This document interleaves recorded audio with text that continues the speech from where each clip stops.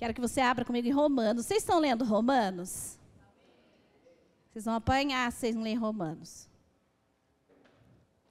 Romanos, né, nós estamos lendo essa semana, a partir do capítulo 7, né, eu falei até o 14, 13, né? Um capítulo aí por dia, e nós vamos estar terminando Romanos aí logo, né? Romanos é um livro muito especial. Romanos é um tratado teológico, segundo Hernandes Dias Lopes, né, que é um pastor muito estudioso da palavra, e ele fala muito sobre esse livro de Romanos, que é considerado o Evangelho de Paulo, gente.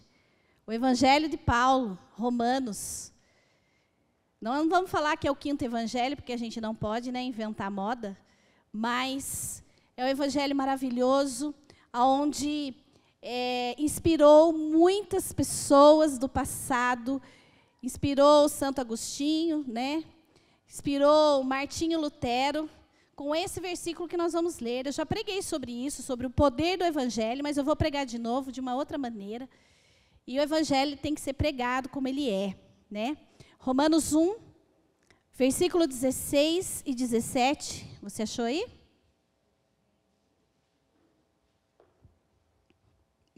Amém? Não me envergonho do evangelho, pois é o poder de Deus para a salvação de todo aquele que crê, primeiro do judeu e também do grego, pois nele se descobre a justiça de Deus, de fé em fé, como está escrito, o justo viverá da fé. Então, esse versículo aqui, o justo viverá da fé, foi justamente o versículo que Deus abriu a mente de Martinho Lutero e trouxe a grande reforma para nós, né, o protestantismo, palavra difícil. E através dessa reforma, né, nós estamos ainda vivendo essa reforma para que cada vez nós estejamos melhores e aprofundados, né, na palavra do Senhor, no evangelho do Senhor. E Paulo, ele fala que ele era o apóstolo do evangelho, ele em determinado momento ele fala o meu evangelho, então ele tomou posse do evangelho. Paulo, ele pregou para a Ásia inteira, para o mundo inteiro da época dele. Já pensou uma pessoa sem internet, né? Não tinha carro, era cavalo mesmo, ou a pé, e navio. E essa pessoa pregou para o mundo da época. Você tem noção? Então, meu irmão, o que nós estamos fazendo com a nossa vida? As portas estão abertas. O evangelho pode ser proclamado, você pode falar para qualquer pessoa. Aqui nós estamos vivendo uma liberdade. E nós precisamos pregar o evangelho com a nossa vida. Falar de Jesus. Paulo chegou num determinado momento e fala assim: ai de mim se não pregar o evangelho. Aqui ele fala, no versículo 14, 1,14, eu sou devedor, tanto a gregos como a bárbaros, tanto a sábios como a ignorantes, de sorte que quanto está em mim, estou pronto para vos anunciar o evangelho, também a vós que estáis em Roma. Ele estava escrevendo uma carta para Roma, e ele falou: eu quero anunciar o evangelho para vocês. Glória a Deus que ele escreveu essa carta, e nós temos ela nas nossas mãos. Romanos é tremendo. Leia Romanos, estude Romanos. Essa semana passada, semana que vem, nós estaremos ainda lendo como a palavra de Deus, o evangelho de Cristo. Há coisas maravilhosas nesse livro de Romanos. E Paulo, ele fala que ele é devedor do evangelho, que por mais que ele pregasse o evangelho, ainda estava devendo. Ele fala aqui que ele estava pronto para pregar o evangelho. Você está pronto, meu irmão, para pregar o evangelho? E outra coisa, terceira coisa que Paulo fala aqui: eu não me envergonho de pregar o evangelho. Nós precisamos imitar Paulo. Nós precisamos tomar posse do que está escrito na palavra, porque é o poder de Deus para nós. Hoje foi engraçado, eu fui no mercado com a minha mãe, né, mãe? Fui levar minha mãe passear, né, gente? No mercado, né, no shopping, né? Shopping de Itapeva. E aí, a minha mãe já tinha saído assim, e a moça da caixa estava passando, né? Assim, terminou. E eu estava quieta, arrumando minhas coisas ali. E ela falou assim para o pacoteiro: você acredita que eu falei para minha avó que eu ia pagar os dentes dela? E eu escutando, estava ali, não tinha como, né? Olha, vai ficar uma fortuna. Vai ficar quase R$2.000 o dente dela. E agora? Eu falei assim: agora você honra a sua avó, porque você já falou. Ela ficou me olhando, ela ficou muito assustada, porque eu entrei na conversa. E eu falei assim para ela: honre ela, e Deus vai te dar 100 vezes mais. Amém? Falei assim para ela, amém. E eu saí, falei, aleluia. Consegui falar alguma coisa, que eu sou tímida assim lá fora. Pastor não, pastor, Senhor, vira no avesso. Mas glória a Deus, é isso. Falei, agora, minha filha, você vai lá e ajuda. Porque quando a gente planta, a gente colhe, né? Mas não é sobre isso que eu vou pregar hoje. Eu vou pregar sobre a origem do Evangelho, aonde que começou o Evangelho, né? Toda palavra é a mensagem de Deus. Vai lá comigo em Marcos, capítulo 1.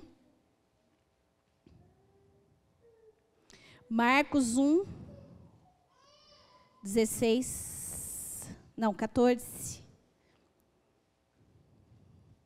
Marcos 1, 14. Aqui é Jesus chegando, né? Depois que João foi entregue à prisão, veio Jesus para a Galileia. O que ele veio fazendo, gente? Pregando o evangelho do reino de Deus e dizendo: o tempo está cumprido e o reino de Deus está próximo.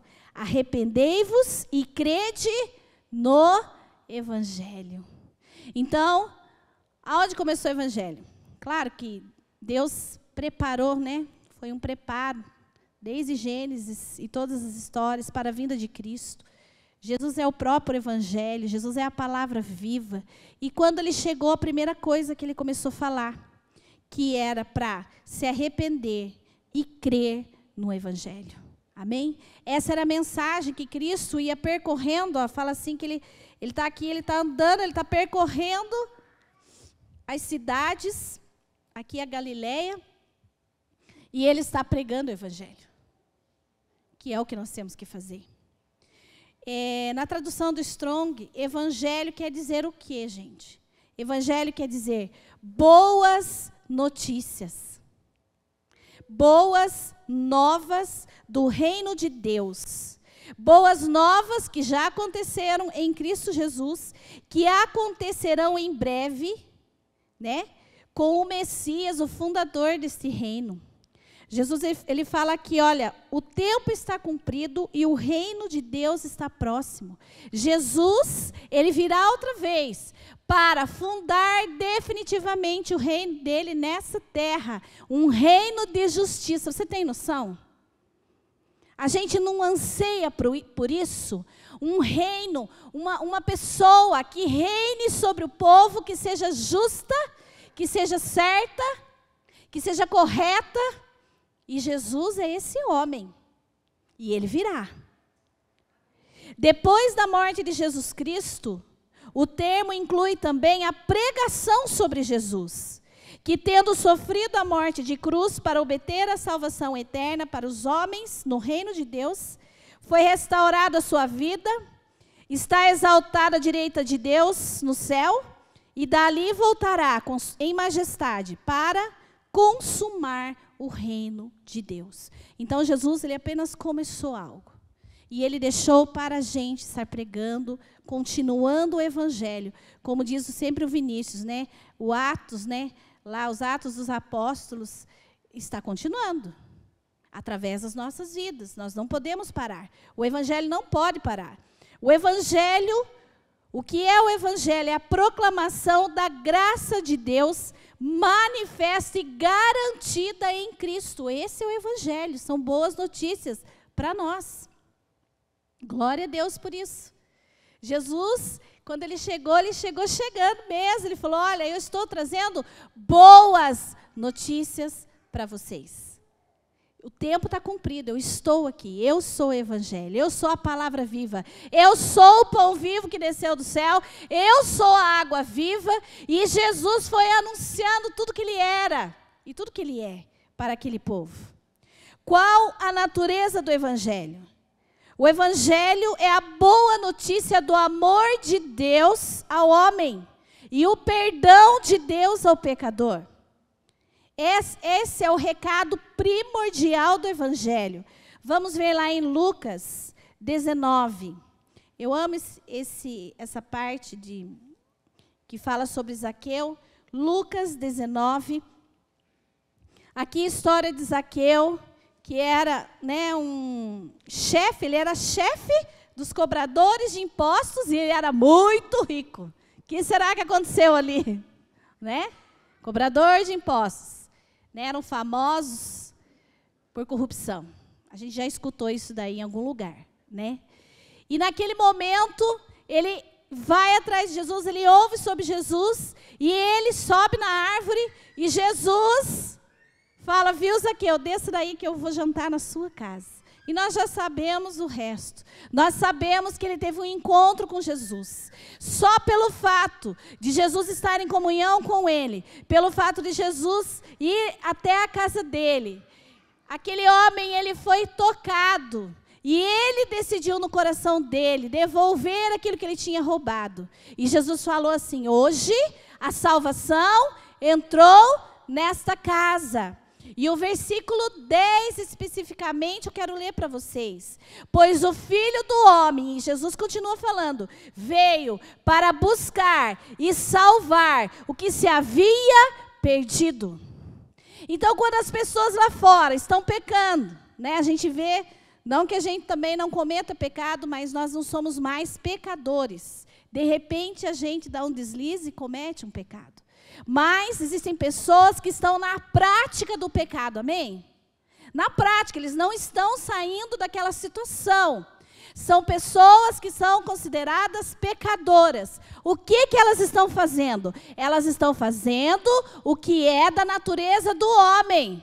Porque elas não foram alcançadas ainda pelo poder do Evangelho. E foi essas pessoas, e são essas pessoas que Cristo quer alcançar. Através da sua igreja, através do Evangelho pregado, através do Evangelho pregado na minha vida e na sua vida. As pessoas estão desesperadas por paz, solução, libertação em suas vidas. E nós somos os vasos de Deus, nós somos o canal de Deus para alcançar pessoas. Deus não vai mandar um anjo do céu, ele já falou que ele não vai fazer isso. Os anjos são aqueles que nos protegem, que estão conosco, que recebem ordem de Deus. O Evangelho, ele foi colocado para o homem pregar. Então, a natureza do Evangelho é tirar o pecador daquele lugar. Então, quando a gente vê essas pessoas, nós temos o quê? Que proclamar esse Evangelho de perdão, para trazer ela para Cristo e não ficar criticando, porque ela está fazendo aquilo a qual ela nasceu, da maneira que ela nasceu, da maneira que ela foi ensinada. Foi isso que Cristo falou. Ele teve um encontro com Zaqueu. Ele teve misericórdia de Zaqueu. Ele foi até ele. Ele simplesmente sentou na mesa e jantou com ele. Jesus não ficou dando sermão. Viu, Zaqueu? Ó, para de roubar. Eu estou vendo, eu sou Jesus, eu tenho olhos de fogo e eu estou vendo tudo que você está fazendo. Não foi isso que Jesus fez. Jesus simplesmente foi atrás de Zaqueu, deu atenção para ele, esteve com ele, o amou da maneira em que ele estava. E muitas vezes nós queremos, né, ir à força, toda a força com as pessoas, e não é assim. E aí, quando Jesus vê a transformação que aconteceu na vida de Zaqueu, o que ele falou no versículo 9? Hoje veio a salvação a essa casa, porque também este é filho de Abraão. Aí ele fala dele mesmo, Jesus é maravilhoso, ele fala, pois o Filho do Homem, que é ele mesmo, Veio para buscar e salvar o que estava perdido. Amém? Lucas 9, volta um pouquinho. Lucas 9, 51. Os seus discípulos não entenderam muito bem tudo isso. Olha o que eles fizeram. Lucas 9, 51. Os samaritanos não recebem a Jesus. Completando-se os dias para a sua assunção, quer dizer, Jesus estava prestes a ser entregue, ser morto, né, e ressuscitar. Jesus manifestou o firme propósito de ir para Jerusalém. Mandou mensageiros adiante de si, os quais entraram numa aldeia de samaritanos para lhe prepararem pousada. O que aconteceu? Mas não o receberam, porque viram que ele ia para Jerusalém. Os discípulos Tiago e João, vendo isto, perguntaram: Senhor, queres que mandemos que desça fogo do céu e os consuma, assim como fez Elias? Mas Jesus voltou-se, repreendeu-os e disse: Vós não sabeis de que espírito sois. De novo, pois o Filho do Homem não veio para destruir as almas dos homens, mas para salvá-las. Amém? Imagine se Jesus falasse: é mesmo, vamos mandar fogo, vamos torrar tudo isso aqui, não me receberam. Foi isso que Jesus fez? Qual foi a atitude de Jesus? Primeira coisa, ele repreendeu os seus discípulos. E segunda coisa, ele tomou uma atitude simples. E foram para outra aldeia. Simples, né? Muitas vezes nós complicamos a nossa vida cristã. Jesus, ele falou: viu, vocês não sabem de que espírito que vocês são? Gente, nós estamos vivendo no momento em que a porta do evangelho ela está aberta. A palavra está sendo pregada, né?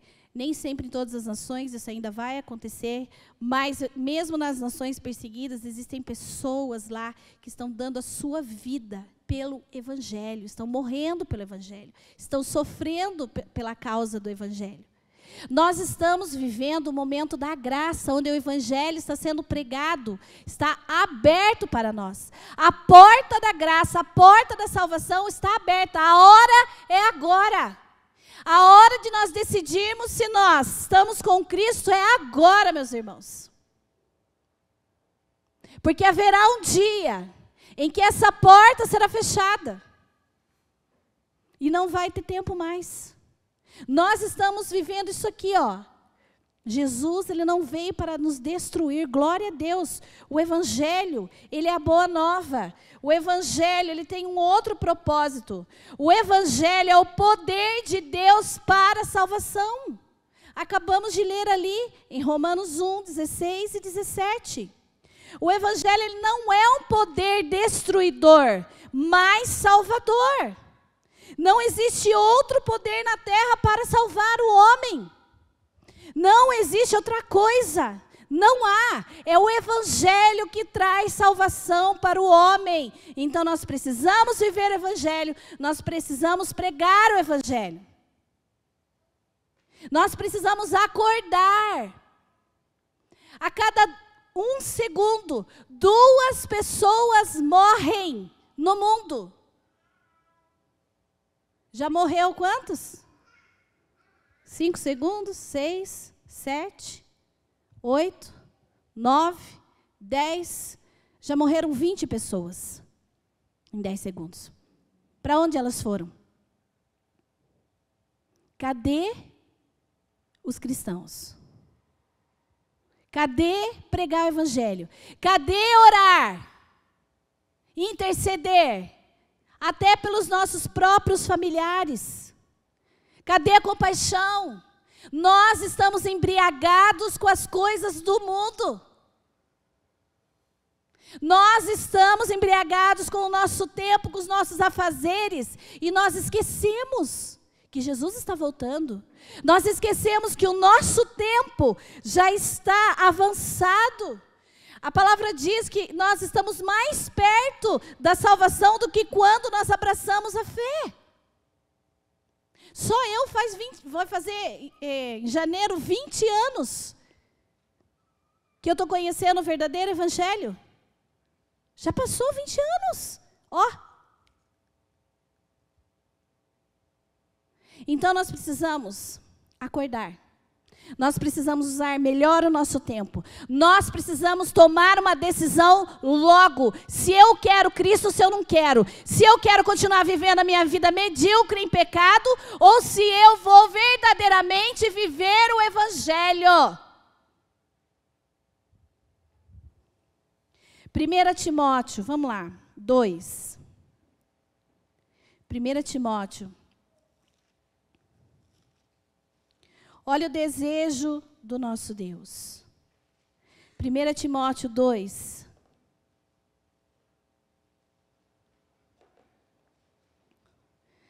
Versículo 3. Ele está falando aqui, Paulo está falando para Timóteo, para ele, que tem que orar por todos os homens, pelas autoridades. Aí no versículo 3 ele fala, pois isto é bom e agradável diante de Deus, nosso Salvador. Olha o desejo de Deus, o qual deseja que todos, fala assim comigo, todos. Isso. Os homens se salvem e venham ao conhecimento da verdade. Porque há um só Deus e um só mediador entre Deus e os homens, Cristo Jesus, homem. O qual se deu a si mesmo em resgate por todos, para servir de testemunho a seu tempo. O que Paulo está falando aqui? O desejo de Deus é que todos sejam salvos. Todos os homens sejam salvos. Esse é o desejo. O Senhor não quer deixar ninguém. Porque esse é o foco do Evangelho. Salvação, boas notícias. A boa notícia é que eu não sou mais condenado. A boa notícia é que eu sou perdoado e eu posso morar com Deus eternamente. Essa é a boa notícia para todas as pessoas. E há uma só pessoa que pode fazer isso. Jesus, homem. Jesus, ele teve que assumir uma posição de homem. Ele teve que se encarnar como homem, nascer de uma mulher, para que ele tomasse o meu e o seu lugar. Por isso que ele fala, o Filho do Homem. Porque ele tomou o meu e o seu lugar. Precisava de um homem para fazer isso. E Jesus, antes da fundação do mundo, como diz a palavra, antes de Deus criar o mundo, Jesus já foi morto. O Cordeiro de Deus já estava morto. O que quer dizer isso? Jesus já tinha tomado a decisão. Eu vou lá morrer por eles. Pode criar, vamos criar o homem, Pai. Porque eu vou lá e eu vou assumir a posição do homem. E através da minha vida, eu vou levar sobre mim o pecado de todos eles, para que eles possam morar conosco pela eternidade. Foi isso que Jesus fez. Glória a Deus por isso. A redenção de Cristo Jesus naquela cruz é uma obra maior que a criação. Você pode entender isso? Porque foi a primeira coisa que aconteceu. Jesus já tinha morrido, diz a palavra. Então, a obra da redenção é maior do que a criação. O poder que operou na cruz é maior que o poder que trouxe o universo à existência. Porque um Deus tão grande, um Deus tão maravilhoso, diz a palavra, se humilhou e tomou a forma do homem e veio habitar entre nós. E obedeceu ao Pai. E morreu no nosso lugar. A redenção é maior que a criação. E antes que nós houvéssemos pecado, antes de Adão pecar, Jesus já sabia que ele viria. Deus é maravilhoso. O poder de Deus só é operante para a salvação através do Evangelho. A salvação só vem através do Evangelho. Então, o que tem que fazer? Pregar o Evangelho. O que Jesus falou? Ide, fazer discípulos de todas as nações, batizar em nome do Pai, do Filho e do Espírito Santo e ensina eles. Faça discípulos. Fala da minha palavra. Prega o Evangelho a toda criatura. Vai comigo em Romanos 10.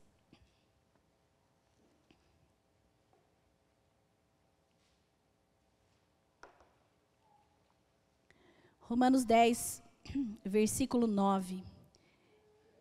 Esse aqui é típico, né? Essa palavra é maravilhosa. Olha, se com tua boca confessares a Jesus como Senhor, e em teu coração creres que Deus o ressuscitou dentre os mortos, serás salvo. Pois com o coração se crê para a justiça, com a boca se faz confissão para a salvação. Como diz a Escritura, todo aquele que nele crer não será confundido, pois não há diferença entre judeu e grego, um mesmo é o Senhor de todos, rico para com todos os que o invocam, porque todo aquele que invocar o nome do Senhor será salvo. Agora, ponto final. Agora presta atenção nesse pedaço. Como, pois, invocarão aquele em quem não creram? E como crerão naquele de quem não ouviram? E como ouvirão se não há quem pregue? E como pregarão se não forem enviados? Como está escrito: quão formosos são os pés dos que anunciam a paz, dos que anunciam coisas boas. Isso aqui está falando, quão formosos são os pés dos que anunciam o Evangelho. Como que o Evangelho vai ser pregado se não tem quem fale? Essa palavra, justamente esses versículos aqui, versículo 14 e 15. Deixa eu ver quantos anos.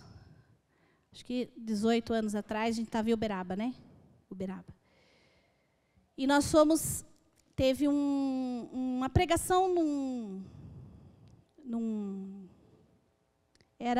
lembra do Wilson Santos? Era coisa de futebol, como é que chama? Uma quadra, né?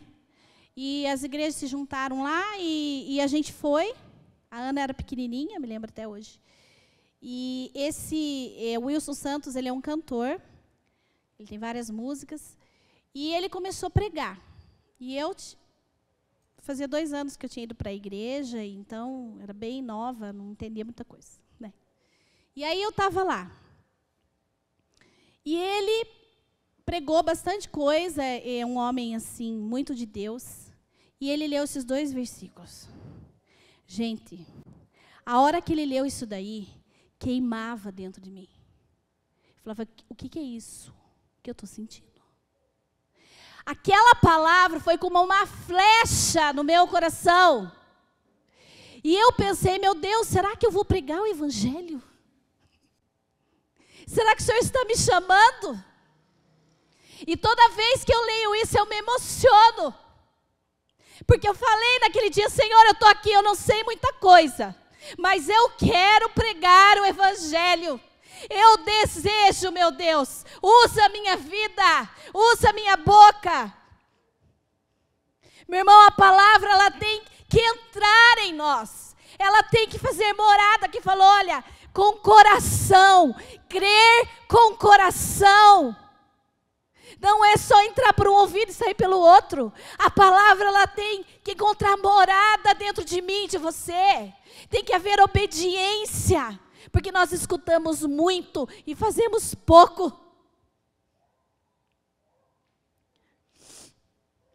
Como invocarão aquele em que não creram? Como que as pessoas serão salvas? Como que elas vão invocar o nome do Deus Todo-Poderoso se nós não pregamos o Deus Todo-Poderoso? Elas não sabem. As pessoas estão desesperadas por Jesus.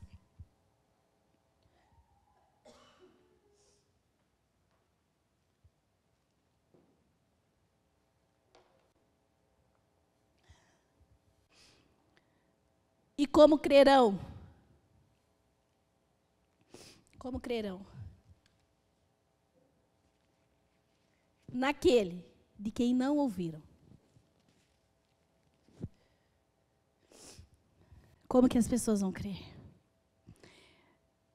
Cadê o seu Carlos e a Rosa? Eu estou desesperada para ir lá. Nós vamos lá. Nós vamos ganhar muitas vidas para Jesus.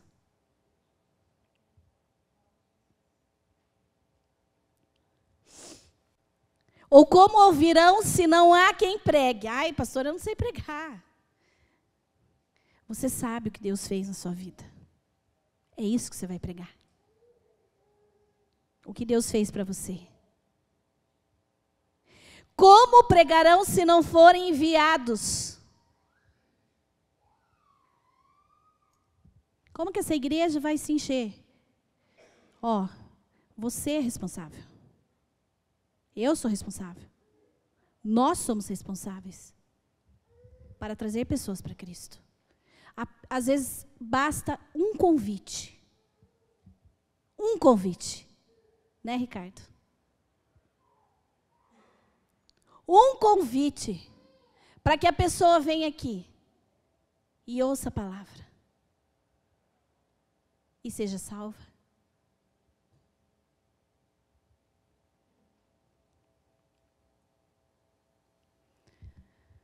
Romanos 4. Vamos lá.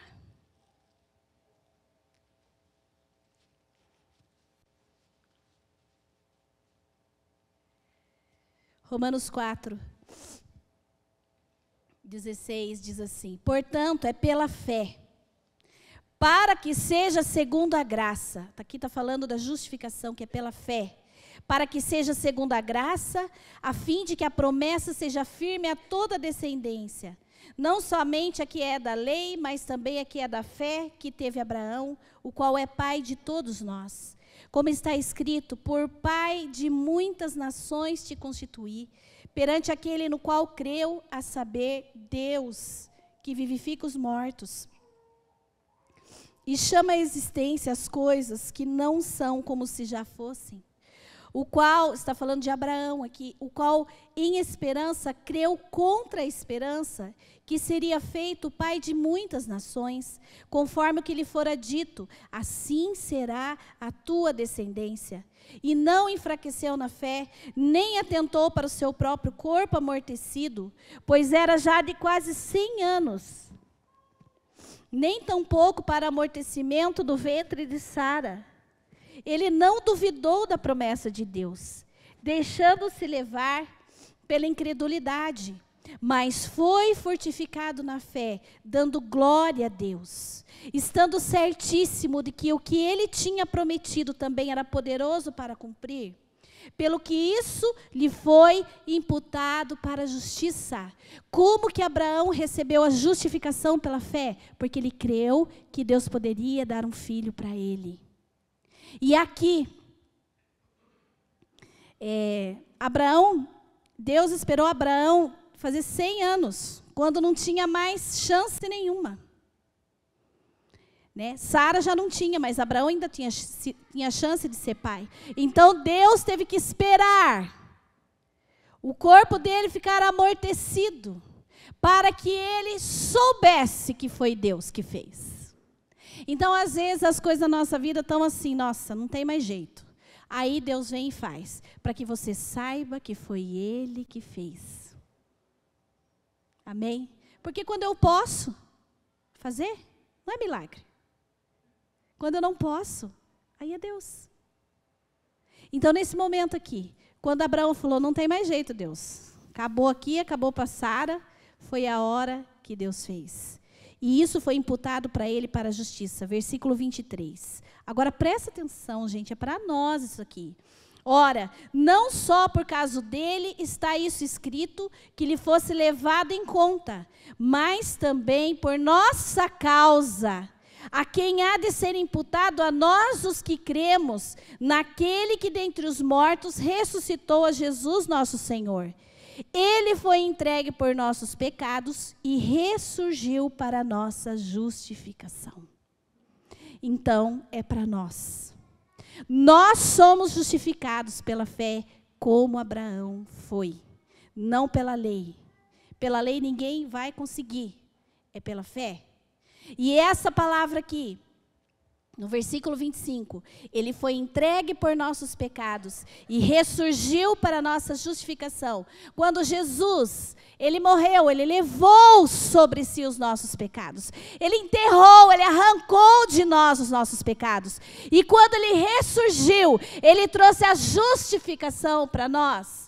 O que é justificação? Justificação é o ato de Deus que declara as pessoas livres de culpa e aceitáveis para Ele.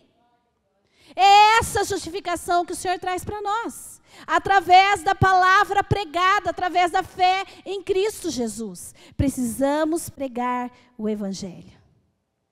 Agora vai comigo em Colossenses. Colossenses 2.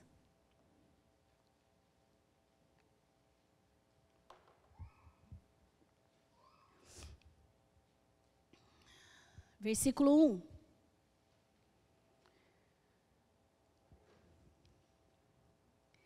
Paulo está falando para os colossenses. Eu quero que vocês saibam quão grande combate tenho por vós e pelos que estão em Laodiceia, e por quantos não me viram em pessoa. Ele já está englobando nós aqui. Combato para que os seus corações sejam consolados, estejam unidos em amor, enriquecidos da plenitude da inteligência, para conhecimento do mistério de Deus. Qual é o mistério de Deus? Cristo é o mistério de Deus. Em quem estão ocultos todos os tesouros da sabedoria e da ciência, ou da sabedoria e do conhecimento. Então, Paulo está apresentando Cristo para os colossenses, e ele está falando, olha, vocês têm que ser, eu quero consolar vocês. Vocês têm que estar unidos em amor, vocês têm que estar enriquecidos pela plenitude da inteligência, vocês têm que saber qual é o mistério de Deus, é Cristo, no qual está escondido todos os tesouros. Então, Paulo está apresentando Cristo para os colossenses, que é o que nós devemos fazer para as pessoas. E ele continua, eu digo isso para que ninguém vos engane com palavras persuasivas. O que é palavras persuasivas? É um discurso ilusório que leva os outros ao erro. É ao falso evangelho que está sendo pregado aí. Então, Paulo fala, viu, vocês têm que aprender, vocês têm que ir até Cristo. É nele que está o tesouro escondido. Não são pessoas, não são doutrinas de homens que induzem ao erro. E ele continua, pois ainda que eu esteja ausente quanto ao corpo, contudo em espírito estou convosco, regozijando-me e vendo a vossa ordem e a firmeza da vossa fé em Cristo. Então Paulo está falando, olha, eu estou vendo. Eu estou sabendo que vocês estão firmes na fé. Que vocês não abandonaram a fé. Portanto, assim como recebeste a Cristo Jesus, o Senhor, assim também andai nele. É não sair. Não desviar nem para a direita nem para a esquerda. É Jesus. É Jesus. Nele estão escondidos todos os tesouros. Seja enriquecido pelo conhecimento de Cristo. Pare de ser enganado por palavras persuasivas de homens. Versículo 7, arraigados, edificados nele. Cria raízes em Cristo, seja edificado nele e confirmados na fé de Cristo. Assim como foste ensinados, crescendo em ação de graças. Versículo 8, Paulo estava com muito medo, olha o que ele fala. Tende cuidado para que ninguém vos faça presa sua. Por meio do que, gente? Filosofias e vãs sutilezas, segundo a tradição dos homens, segundo os rudimentos do mundo, não segundo Cristo. Aqui Paulo está advertindo as falsas doutrinas que iriam surgir, que já estão no mundo desde aquele tempo.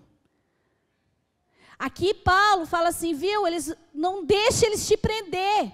Vãs sutilezas, que são enganos e falsidades. Tradição de homens. Não, mas nós fazíamos assim, nosso pai fazia assim, nosso bisavô, nosso avô, eu vou fazer assim também. Mas está contra a palavra? Então não vou fazer. Tradição de homens. Nós não podemos seguir tradição de homens. Nós precisamos seguir a doutrina de Cristo, arraigados nele, firmados nele, andar com ele. 9. Pois nele, em Cristo, habita corporalmente toda a plenitude da divindade. O que Paulo está falando? Jesus, ele é 100% homem, porque ele mesmo se declarou filho do homem, e 100% Deus. Ele é divino. Ele não é só homem, ele é Deus. Então é ele que nós temos que seguir. 10. E recebestes, olha que lindo, a plenitude em Cristo, que é o cabeça de todo principado e potestades. Nós recebemos da plenitude dele. É nosso. Tome posse. Nele também fostes circuncidados, com a circuncisão não feita por mãos no despojar do corpo da carne, a saber, a circuncisão de Cristo. Já preguei sobre isso. A circuncisão de coração. É quando nós aceitamos Cristo, é quando Ele é o nosso Senhor, não só o nosso Salvador, mas o nosso Senhor, aquele que é dono, proprietário, aquele que nós obedecemos. É Ele que nós temos que obedecer. É quando Deus tirou o nosso coração de pedra e colocou um coração de carne. E isso só acontece através da palavra pregada. Não acontece de outra maneira. 12. Tendo sido sepultados com ele no batismo, nele também ressurgisse pela fé no poder de Deus que o ressuscitou dentre os mortos. Aqui está falando que nós somos sepultados com Cristo quando nós fomos batizados, quando nós descemos as águas. Nós estamos falando, olha, eu morri com Cristo. E quando eu levanto, eu ressuscitei com Ele para uma nova vida. Nós recebemos uma nova vida. 13. E a vós outros que estáveis mortos nos vossos pecados e na incircuncisão da vossa carne, vos vivificou juntamente com ele, perdoando-nos. Todos, fala assim comigo, todos, os nossos delitos. Amém? Tem algum pecado pendente aí? Tem algo aí que você fala, não, isso aqui Deus não perdoou. Tem um espírito maligno te acusando? Então agora nós vamos orar. Feche os seus olhos. Eu não sei, meu irmão, eu não conheço o seu coração, eu não sei. Porque a palavra diz, se nós estamos em Cristo, somos novas criaturas. O que era velho já passou, tudo se fez novo. E Ele nos vivificou, e Ele nos perdoou todos os nossos delitos. Senhor, agora, em nome de Jesus, nós pedimos perdão, Senhor, dos nossos pecados. Daqueles que às vezes ficam martelando na nossa cabeça. Senhor, tira todo espírito de acusação, porque agora nós tomamos posse dessa palavra, e nós somos livres pelo poder do nome de Jesus. Nós somos livres porque o Senhor Jesus já nos vivificou e trouxe o perdão para todos os nossos pecados. Em nome de Jesus. Amém. 14.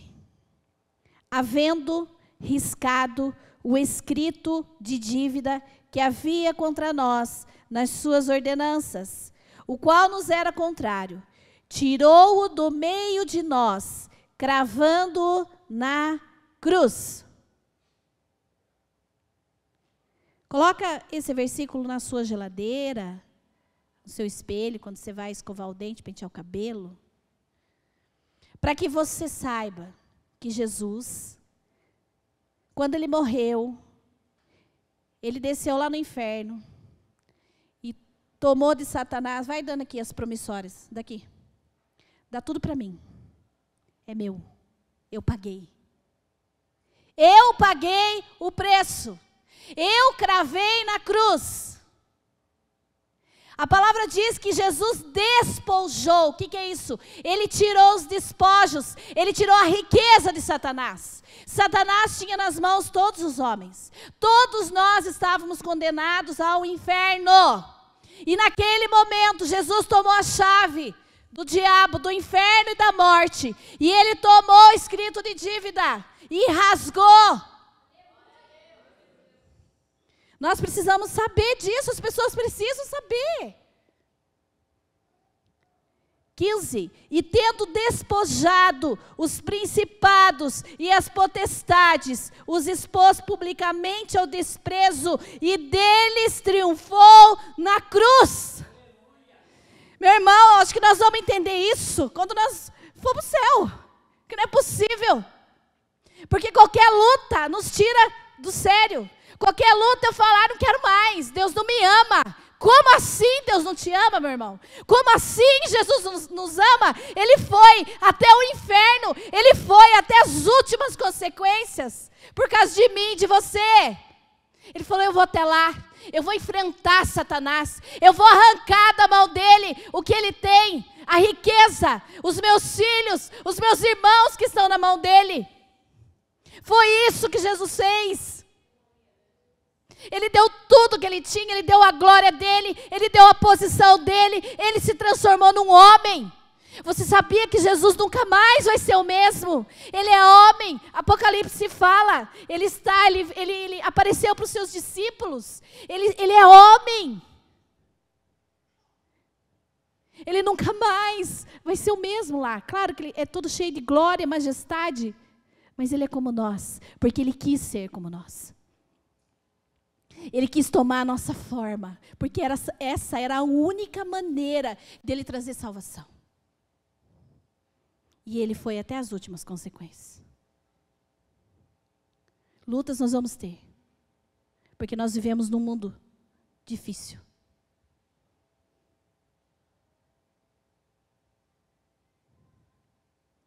Nós não vamos para o inferno.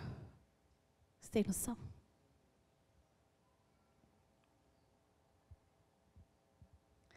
Glória a Deus.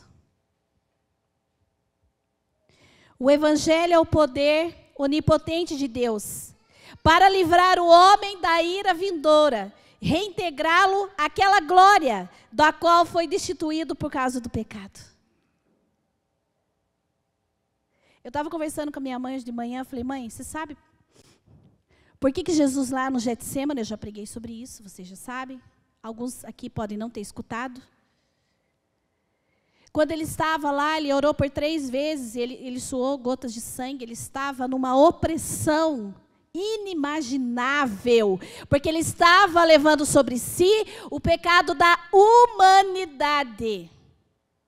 Os nossos aqui já estava de bom tamanho para fazer Jesus sofrer, mas ele estava levando de toda a humanidade. E naquele momento ele falou, Pai, afasta de mim esse cálice, mas não faça a minha vontade, faça a sua. Porque ele ia beber o cálice da ira de Deus no nosso lugar. A palavra diz que ele foi esmagado. A palavra diz que ele foi moído por causa das nossas iniquidades. Ele foi castigado por causa do nosso pecado, da nossa transgressão.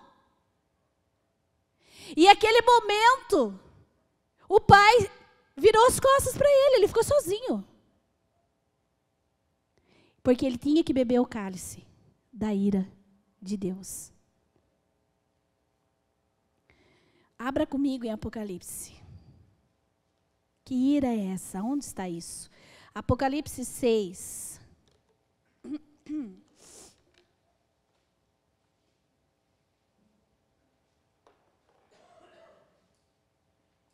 12. Olhei enquanto ele abria o 6º selo. É João falando. Houve um grande terremoto. O sol tornou-se negro como saco de silício. E a lua tornou-se como sangue. As estrelas do céu caíram sobre a terra, como quando a figueira, sacudida por um vento forte, deixa cair os seus figos verdes. O céu recolheu-se como um pergaminho quando se enrola, e todos os montes e ilhas foram removidos dos seus lugares.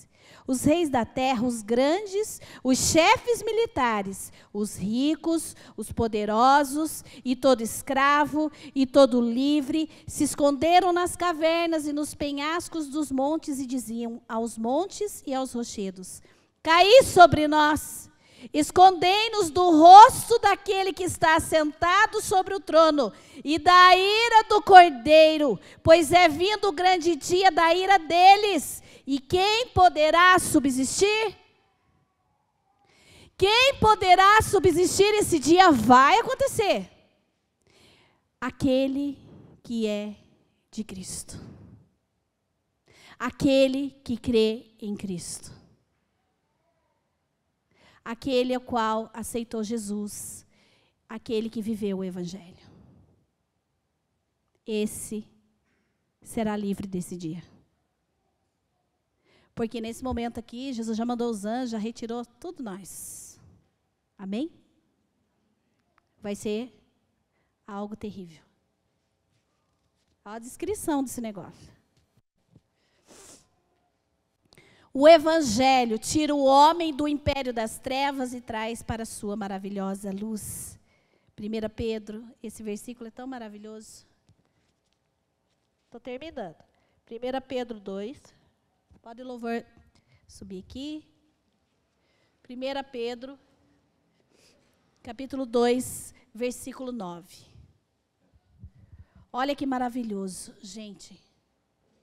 Mas vós sois geração eleita, o sacerdócio real, a nação santa, o povo adquirido, para que anuncieis o quê? As grandezas daquele que vos chamou das trevas para a sua maravilhosa luz. Antes não eres povo, mas agora sois o povo de Deus. Antes não tinhas alcançado misericórdia, mas agora alcançastes misericórdia. Glória a Deus! Que nós estamos nessa igreja. Glória a Deus que você está ouvindo o Evangelho verdadeiro. Glória a Deus porque você invoca o nome santo do Senhor, porque você escolheu Cristo, você é salvo. E a palavra diz aqui, meu irmão, Ele nos tirou das trevas e nos trouxe para a sua maravilhosa luz, para que a gente anuncie as grandezas dEle, para que a gente anuncie o verdadeiro Evangelho, para que a gente salve mais pessoas. Nós somos a boca de Deus. Nós somos a boca de Deus nessa terra. Nós somos as mãos de Deus. Nós somos o corpo de Cristo. Nós precisamos fazer. Nós somos usados pelo Espírito Santo. O Espírito Santo, ele é Espírito, ele não tem corpo. Jesus teve um corpo, mas ele já está na glória. Então, qual corpo que o Espírito Santo vai usar? O meu e o seu. A sua boca. A sua vida, para alcançar o perdido. Agora presta atenção, isso aqui que eu vou falar agora, eu tirei do livro do pastor Hernandes Dias Lopes. Ele escreveu assim: na justificação, fomos salvos da condenação do pecado, que é a morte eterna, a separação total de Deus. Quando Jesus morreu, ressuscitou. O que Ele fez? Nos justificou. Então, nós fomos salvos da condenação do pecado, que seria a morte eterna no inferno. Amém?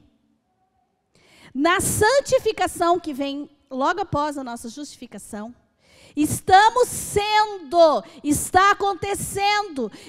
sendo salvos do poder do pecado. Cada vez mais firmes no Senhor, cada dia melhor. Estamos sendo salvos do poder do pecado. Eu já não peco mais como pecava antes. Eu já não sou mais praticante do pecado. O pecado é um acidente na minha vida. Essa é a santificação. E a glorificação. Na glorificação, seremos salvos da presença do pecado. Essa glorificação, eu quero ler isso aqui. 1 Coríntios 15. Isso, toca alguma coisinha aí. 1 Coríntios 15, 51. Nós te damos graça, Senhor, pelas tuas misericórdias. Eis que vos digo um mistério. Na verdade, nem todos dormiremos, mas todos, fala assim comigo, todos, seremos transformados. No momento, num abrir e fechar de olhos, ao soar a última trombeta, pois a trombeta soará, e os mortos ressurgirão incorruptíveis, e nós seremos transformados. Pois convém que isso que é corruptível se revista da incorruptibilidade, e que isso que é mortal se revista da imortalidade. Está falando do nosso corpo físico. E quando isso que é corruptível se revestir da incorruptibilidade, e isso que é mortal se revestir da imortalidade, quer dizer, não morreremos mais, então se cumprirá a palavra que está escrita: tragada foi a morte na vitória. Onde está, ó morte, o teu aguilhão? Essa palavra quer dizer, onde está, ó morte, o teu poder de ferir? Acabou. Onde está, ó morte, a tua vitória? Ora, o poder de ferir, o aguilhão da morte é o pecado. E a força do pecado é a lei. Mas o pecado será removido. Mas graças a Deus que nos dá a vitória por nosso Senhor Jesus Cristo.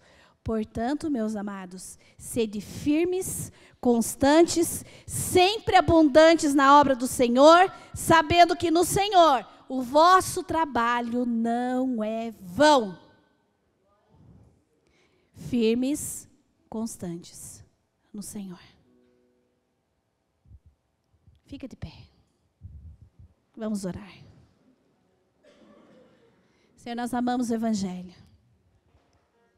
Senhor, nós amamos porque é a boa notícia. É a boa notícia, Senhor, porque nós não vamos perecer. Porque nós vamos, Senhor, viver com o Senhor para a eternidade. E nós vamos, Senhor, ter um corpo glorioso, um corpo sem pecado nenhum. Um corpo totalmente santificado, para vivermos junto com o Senhor. Um corpo imortal. Um corpo, Senhor, que nunca mais vai ficar doente, nem triste, nem angustiado. Um corpo, Senhor, que vai receber poder, força. Ah, Senhor, nós te louvamos, nós te bendizemos. Senhor, nós teremos a eternidade para te agradecer. Jesus, nós queremos lá no céu te contemplar. Senhor, olhar para o Senhor, te agradecer, te abraçar, estar contigo, Jesus. Obrigado, Senhor. Ajuda-nos, Senhor, a crer no poder do Evangelho. Ajuda-nos, Senhor, a pregar o Evangelho verdadeiro. Ajuda-nos, Senhor, a andar, Senhor, retamente, sem desviar nem para a direita e nem para a esquerda. Não deixa a tua igreja ser enganada, Senhor, por filosofias e vãs sutilezas, por discursos de homens, Senhor, corruptos. Senhor, que possamos estar arraigados no Senhor, firmes na fé, constantes na obra do Senhor, porque não vai ser em vão, Senhor. O Senhor vai dar o galardão para nós. Um dia nós estaremos diante do Senhor, em pé diante do Senhor, vestidos com a glória do Senhor. Ah, Deus, um dia nós vamos estar contigo, Senhor. E tudo isso vai passar, toda dor, tudo que nós passamos aqui, a palavra diz que o Senhor vai enxugar dos nossos olhos todas as nossas lágrimas. A palavra diz que o Senhor guarda num odre aí as nossas lágrimas, que está registrado todas as nossas aflições. E nós vamos receber, Senhor, o galardão do Senhor. a recompensa de pregarmos o Evangelho, de vivermos em santidade, de amarmos o Senhor, em nome de Jesus.